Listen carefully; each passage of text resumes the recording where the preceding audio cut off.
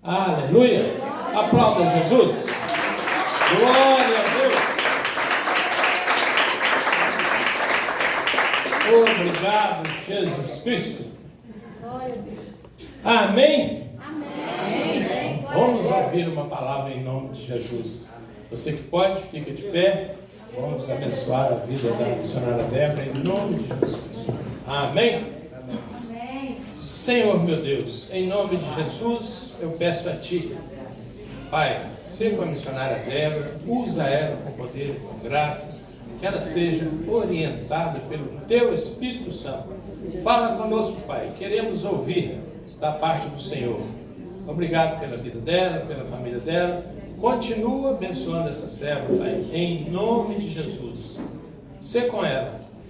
Usa em nome de Jesus Cristo. Assim oramos e repreendemos toda astúcia do mal contra a vida dela, no nome de Jesus Cristo. Amém? Glória a Deus. Seja uma vez. Glória a Deus! Amém! Glória a Deus. Graça e paz, igreja. Amém? Estou com muito temor e muito tremor, né? Mas também muito feliz. Muito feliz. Eu me sinto bem-aventurada, como diz a palavra do Senhor, por estar aqui nesta noite e poder ministrar a palavra do Senhor. Porque eu confesso que teve dias que eu pensei assim, eu acho que nunca mais vou ministrar. Eu acho que nunca mais, Senhor.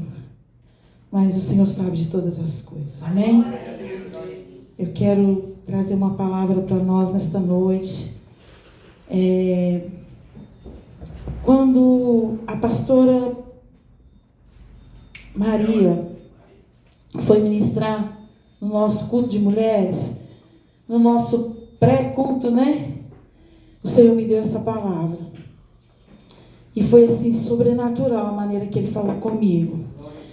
E logo no dia seguinte, à tarde, eu estava ali na minha casa e Deus usou a pastora Cleone para me ligar e confirmar tudo que Ele havia falado no meu coração. E ela, ficamos ali, Deus foi tomando ela e ela foi falando, confirmando tudo. E eu disse para ela naquele dia, pastora Cleone, Deus me deu uma pregação ontem e meu coração está em júbilo e eu fiquei muito feliz. E eu acho que é só comigo, né? Não sei. Tem mania de pedir confirmação, né? E aí eu fui pedindo confirmação e segunda-feira foi sair do louvor e a Fernanda falando e eu, Jesus, é isso mesmo. Chega aqui hoje, a pastora Cleone abre um dos textos que eu vou ler. Ela abre o culto, a Fernanda vem e canta, em tempos de guerra nunca pare de lutar.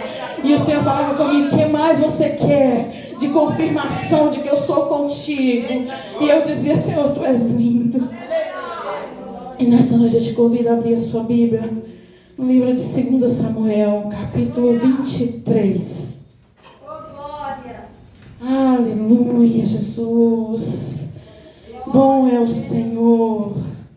Santo, santo é o Senhor. Deus, que verdadeiramente eu diminua e que o Senhor cresça. Fala com a Tua igreja nesta noite, Senhor.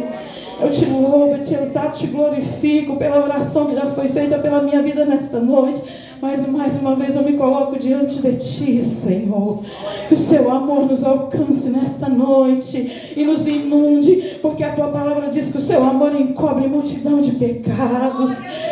Senhor, afasta de nós tudo que não Te louva e tudo aquilo que tem feito separação entre nós e o Senhor nesta noite. Eu te peço, Senhor, em nome de Jesus, usa-me, Senhor, pela Tua infinita misericórdia, porque o Senhor sabe que de mim mesmo eu nada tenho, nada posso, mas eis-me aqui, Senhor, eis-me aqui, ó Pai. O vaso é Teu, Senhor. Usa como lhe apraz, ó Pai. Faça o Teu querer nesta noite. É o que eu te peço em nome de Jesus.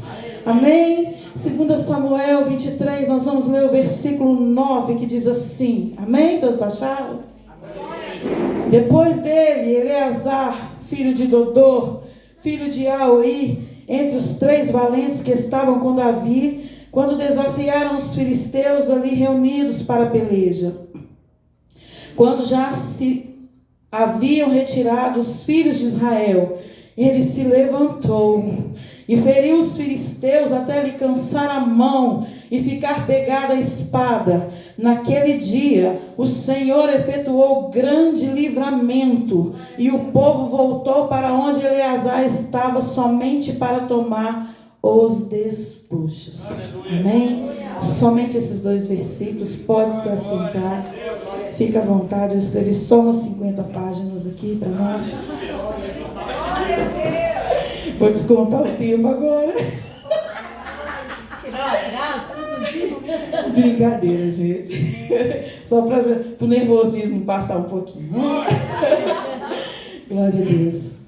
O povo de Deus, como sempre, mais uma vez, não estava satisfeito com aquilo que o Senhor tinha feito. Eles não estavam satisfeitos de ser direcionados por juiz. Eles falam: nós não queremos mais juiz, nós queremos um rei. E aí o Senhor levanta Saul como rei daquele povo, e Saul começa a reinar. Mas a palavra do Senhor fala que Saul faz aquilo que não agrada ao Senhor. Saul sai fora do propósito do Senhor. Então o Senhor chama Samuel e diz para Samuel: Samuel, eu não quero mais Saul reinando. Eu vou levantar um outro rei que será bem melhor do que Saul. Saul não vai mais reinar e nem a descendência dele. Então Samuel faz aquilo que o Senhor lhe manda, Pega o óleo, vai até a casa de Jessé e vai lá e unge Davi a rei. E Davi se torna rei. Mas acontece que Davi foi ungido a rei, não tomou posse do seu reinado naquele momento. Ele foi ungido a rei, mas não começou a reinar. E aí a palavra do Senhor fala que Davi vem e começa a se destacar, começa a aparecer. Davi derruba o gigante, mata o gigante. Davi se casa com a filha de Saul. Davi vai para dentro do palácio, começa a expulsar os demônios de Saul. E a palavra do Senhor fala que Davi começa a se destacar, e o povo começa a gostar de Davi, o povo começa a se agradar de Davi. E aí começa a incomodar Saul. E certo dia eles vêm chegando da peleja contra os filisteus, e as mulheres estão lá na entrada da cidade e começam a dizer: Saul matou milhares, mas Davi matou 10 milhares. E aí a palavra do Senhor fala que daquele dia em diante Saul não via mais Davi com bons olhos. Daquele dia em diante Saul tinha Davi como inimigo, porque ele dizia, ele diz na palavra do Senhor, diz que Saul fala assim: ele já é bem quisto pelo povo, ele já é bem visto pelo povo, ele está se destacando, não falta mais nada para ele além de tomar o trono. E aí ele começa a perseguir Davi. Mas não é perseguir simplesmente, ele começa a perseguir Davi para matar Davi. Saul intenta matar Davi, porque ele acha que matando Davi, ele vai impedir Davi de sentar no trono. Ele acha que matando Davi, vai impedir Davi de fazer aquilo que o Senhor determinou. Mas o que Saul não tinha entendido é que Davi não pediu para sentar no trono. Davi não pediu para ser rei. Foi Deus quem o escolheu. E a palavra do Senhor fala que ninguém impede os planos de Deus. Não era plano de Davi ser rei, era plano de Deus. E já disse: bem sei que tudo podes e que nenhum dos teus planos podem ser frustrados. Podem tentar nos matar, podem tentar nos parar, mas aquilo que o Senhor determinou para mim e para a sua vida vai se cumprir. Porque Ele é fiel. Ele diz: operando eu, quem impedirá? E aí Davi começa a fugir de Saul, porque ele entende: se eu ficar, ele vai me matar. Então ele começa a fugir. E ele, nessa fuga, vai para uma caverna grande perto de Adulão. Por isso a caverna tem o nome de caverna de Adulão. Ele se esconde dentro daquela caverna, e aquela caverna deixa de ser uma caverna e se torna um quartel-general, porque quando Davi está dentro daquela caverna, começa a aparecer uns homens lá e falar assim: é aqui que é o quartel-general de Davi. Assim, a Bíblia não diz, eu estou falando, amados. Eu creio que ele chegava e falava: vem aqui, porque eu vim me alistar no seu exército, eu quero fazer parte do seu exército, eu quero ser soldado do seu exército. E o interessante é que Davi tinha sido ungido rei, mas ainda não era rei. Davi não tinha trono, Davi não tinha coroa, Davi não tinha bens, Davi não tinha nada. Davi chegou naquela caverna sem nada, porque um pouco antes ele passa lá em Aimeleque e fala assim: o que tem aí para comer? Porque eu estou com fome. Ele não tinha nem o que comer, e a Bíblia fala que ele come os pães da preposição, porque não tinha nada para ele comer. Davi era um guerreiro que nem espada ele tinha naquele momento, porque ele fala para Aimeleque: tem alguma espada aí? Porque eu, na correria, nem espada eu peguei. Aimeleque fala para ele assim: tem a espada de Golias, que você derrotou, que você matou. E ele serve. Ele pega a espada de Golias. E aí os homens começam a vir. E vai aumentando. E Davi não tinha nada senão a promessa do Senhor sobre a vida dele. Mas aquilo era o suficiente. E o interessante é que desses 400 homens, eles recebem um nome: Valentes de Davi. E eu falei com o Senhor assim: Senhor, a tua palavra fala que o povo era endividado, amargurado. Que é isso? Que valentes são esses? E o Senhor disse para mim assim: é por isso que eles eram valentes, porque eles não tinham nada. Os endividados não tinham dinheiro, não tinham bens, não tinham carro, não tinha casa. Os amargurados não tinham alegria, não tinham prazer de viver, não tinha mais gosto em viver, porque o Senhor falou comigo assim: só é valente quem não tem mais nada a perder, porque quem tem confia no seu braço, quem tem confia na sua posição, quem tem, filha, não é valente, é convencido. É por isso que eles eram valentes. E eles têm uma característica: os valentes são leais, Fernanda. Davi podia confiar plenamente naqueles homens. Eram homens leais. Outra característica que o Senhor falou comigo: normalmente eles não lutam em causa própria, porque eles já não têm nem mais causa própria. Eles lutam pela causa do outro, e dão a sua vida pela causa do outro. É sim. Vai numa boca de fumo para você ver como aqueles jovens são valentes. Eles são valentes porque já perderam a sua saúde, já perdeu a sua família, já perdeu o seu tempo, já perdeu o seu dinheiro, já perdeu a sua liberdade. Eles não têm mais o que perder, então eles têm coragem de matar facinho. É por isso que eles eram valentes. Os valentes de Davi. Glória a Deus, aleluia. E aí, eles vão e se alistam.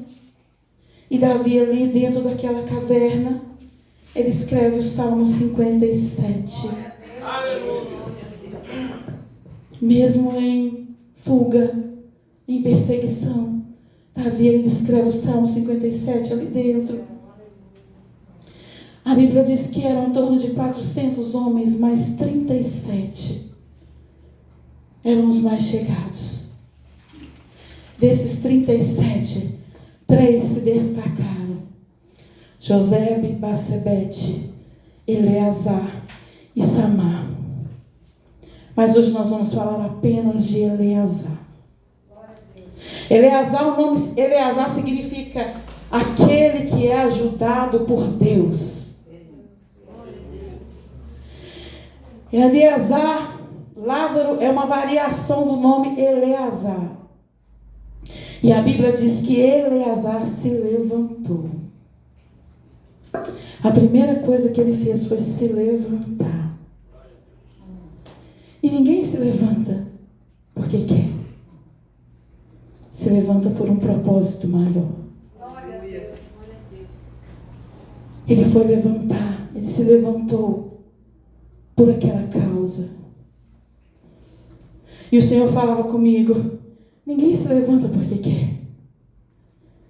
A senhora se levantou para ser profeta porque quis, pastor? É o Senhor quem nos levanta. É Ele quem nos levanta para um propósito. E o propósito é alcançar as almas, é libertar aqueles que estão cativos. O propósito é a obra. É por isso que Ele me levantou e te levantou, porque as almas precisam ser libertas das mãos do inimigo. Ele falava comigo, Ele se levantou para libertar aquele povo. Ninguém se levanta porque quer, ninguém fica de pé porque quer, porque é cômodo ficar deitado, prostrado, é cômodo. Mas ele se levantou. Ele se levantou e pôs em prática todo o conhecimento que ele já tinha. Por quê? Porque eu entendo que o tempo que eles ficaram ali dentro da caverna com Davi, o assunto devia ser só os feitos de Davi, né? Olha, eu matei um urso, eu matei um leão, eu matei um gigante, né? Eles deviam ter ficado ali ouvindo. Então eles tinham conhecimento de como Davi fez, quais as estratégias que Davi usou. Mas ele não tinha prática. E agora, ele se levanta no meio daquele povo. E é hora dele praticar. É hora dele pôr em prática tudo aquilo que ele já ouviu do rei. Porque o rei falava e ele lá estava ouvindo, que era Davi. E agora ele se levanta para colocar em prática tudo aquilo. Porque não adianta ter só conhecimento, é preciso ter prática. Davi tinha prática, Davi sabia matar urso, sabia matar leão, mas a palavra do Senhor fala que Davi foi para dentro do palácio conviver com Saul. O Senhor levou Davi para dentro daquele palácio para que Davi tivesse conhecimento, porque Davi não sabia o que era ser rei, Davi não sabia o que era um palácio, Davi não sabia como as coisas funcionavam, porque Davi ficava lá no meio do pasto, Davi só conhecia de ovelhas, e agora ele vai para dentro do palácio, para Deus ensinar para ele assim, que obediência é melhor do que sacrifício. Ele vai para dentro do palácio para entender que um rei precisa carregar a presença de Deus e não demônios, não ser templo de demônios. O Senhor leva Davi para dentro do palácio para conviver com Saul, para saber tudo que ele não queria de um rei. Porque não adianta. Moisés ficou 40 anos dentro do palácio, aprendendo, estudando, conhecimento, e depois ficou 40 anos no deserto praticando. Porque precisa ter conhecimento e prática. Porque a fé sem obras é morta. Não é verdade? E aí, ele vê que no meio daquilo tudo, ele fica sozinho. Ele se levanta, se coloca de pé para guerrear. E quando ele olha, cadê o povo? Foi saindo um por um, mas ele permaneceu. E por que ele permaneceu?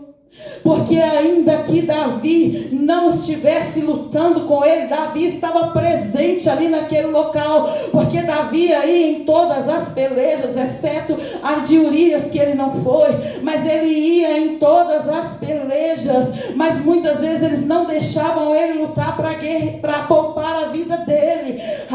Eu creio que ele olhou para Davi. Eu estou conjecturando, a Bíblia não diz isso, e ele fez, Dani, o que muitas vezes a gente fala, conversa com o olho. Eu creio que Davi deve ter olhado para ele e disse para ele assim: pode ir, eu não estou aqui, mas eu estou aqui. Pode ir, porque assim como Deus foi comigo na batalha contra o gigante, Ele é contigo. Pode ir, porque eu estou aqui na retaguarda, porque assim que o Rei dos Reis faz conosco, porque há momentos que é só nós e Ele, e a gente pensa: e agora o que eu vou fazer? E Ele diz assim no Salmo 32:8: instruir-te-ei e ensinar-te-ei o caminho em que deve andar, com os meus olhos eu te guiarei.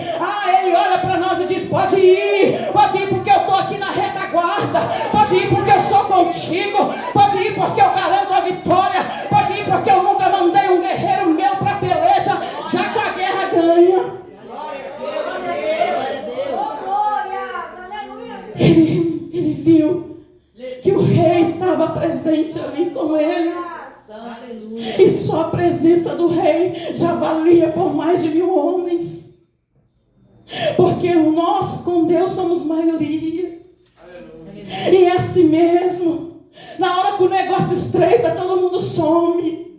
Na hora que o negócio estreita, vai saindo um por um. Foi assim com Jesus. Quando ele estava aqui nessa terra, ele estava ensinando para o povo, e de repente foi saindo um por um, porque à medida que ele ia ensinando, o negócio ia estreitando, e o povo ia saindo de fininho, o povo ia saindo de mansinho. E de repente Jesus olha para os 12 e fala assim: e vocês não vão também não? Glória a Deus. E Pedro se levanta e diz: para quem nós iremos? Se só o Senhor tem palavra de vida eterna. O que Pedro estava dizendo é: nós não vamos para um lugar, nós vamos para uma pessoa. Sabe por quê? Porque quando as coisas estreitam para nós, a gente não vai para o bar beber uma, não. A gente não vai para a Boca comprar um baseado, não. Quando as coisas estreitam para nós, a gente não vai no agiota pegar dinheiro emprestado, não. Quando as coisas estreitam para nós e a doença bate na porta, a gente não corre para o médico, não. Nós não vamos para um lugar, nós vamos para uma pessoa. Nós vamos para Jesus, nós vamos para os pés dele, nós vamos para a presença dele, porque só nele nós temos palavra de vida eterna. É para quem nós iremos? Para ele. É para ele que nós corremos quando ficamos sozinhos na peleja. É para ele que nós corremos quando ficamos sozinhos. E aí, ele vai e luta.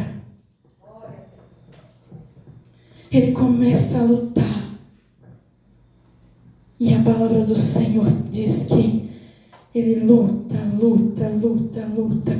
e se cansa. Por que ele se cansou? Porque é humano. Porque é homem. Porque as batalhas nos cansam. As lutas nos cansam. As pelejas nos cansam. Quem aqui falar que não se cansa é mentiroso. Porque cansa. Porque a gente mal sai de uma, já vem outra. A gente fala com Deus: Deus, mas eu não acabei nem de respirar dessa, já estou em outra. Eu mal saí de uma, já estou em outra, Senhor. E a gente se cansa. E foi isso que aconteceu com ele se cansou. Mas a palavra do Senhor diz que ele não parou porque se cansou. Porque a gente pode cansar, né, Fernandinha? Mas não pode parar. gente pode se cansar, mas não pode desistir. A gente pode se cansar, mas não pode retroceder. E agora, a palavra do Senhor diz isso, mas agora para o Ministério de Louvor estreitou mais ainda, porque a líder também não deixa mais desistir. Pode cansar, mas não pode desistir. Pode cansar, Fernanda, mas não pode parar. Pegar uma água lá no viveiro e volta. Exatamente. Nós nos cansamos. Nós nos cansamos de, muitas vezes, falar no seu ouvido. Nós nos cansamos das guerras dentro da nossa casa. Nós nos cansamos, de pregar, de falar. E é normal. Porque até Jesus cansou, sabia? A palavra do Senhor fala que quando ele vai até a mulher samaritana, quando ele se chega na beira do poço, ele se assentou, porque estava cansado da viagem. Jesus se cansou,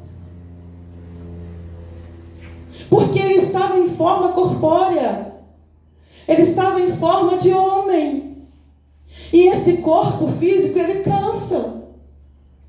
Então a Bíblia relata que ele chegou e se assentou porque estava cansado. Porque como homem, ele se cansa. Ele se cansava. Mas a palavra que nós lemos aqui, a pastora Cleone leu aqui, na abertura do culto, foi essa. Como homem, ele se cansou, mas como Deus, ele diz: não sabes, não ouviste que o eterno Deus, o Senhor, o Criador dos fins da terra, nem se cansa, nem se fadiga, não se pode esquadrinhar o seu entendimento, faz forte ao cansado e multiplica as forças ao que não tem nenhum vigor. Os jovens se cansam e se fadigam, e os moços de exausto caem, mas os que esperam no Senhor renovam as suas forças, sobem com asas como águia, correm e não se cansam, caminham e não se fadiga. Como homem ele se cansou, mas como Deus ele não se cansa e nem se fadiga. Como homem ele se cansou, mas como homem ele não se cansa e nem se fadiga. E ele sabe o que é um cansaço físico. E ele diz: se você se cansar, eu renovo as suas forças, eu